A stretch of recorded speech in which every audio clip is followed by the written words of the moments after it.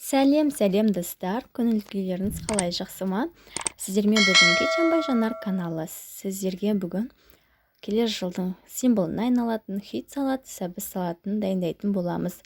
Ол үшін өздеріңіз көріп отырғандағыдай ашылынған 4 сәбіз қажет. Оны осылай үккіштен әдемелеп алып өткізіп аламыз. Сосын оған өзіміздің дүкенде сатылатын чим-чим атты приправамызды қосамыз. Әдемелеп тұрып сығып алыңыздар, себебі ішінде қалып кетуі мүмкін. Осы приправаны қосқаннан кейін ешқандай приправа, тұз қосудың қажеті жоқ, себебі құрамында барлығы орналасқан.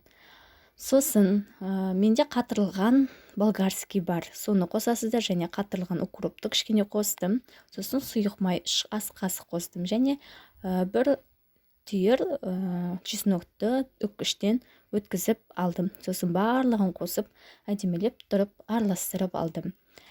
Осы салатты жасап отырыңыздар, себебі бізде келер жыл қоян жылы өте жақсы көреді осы сәбізді. Сол себепті осы сәбіз салатын жасауды ұсынамын сіздерге. Және менің каналыма тіркеліңіздер, лайк басыңыздар. Сіздерге үлкен рахмет.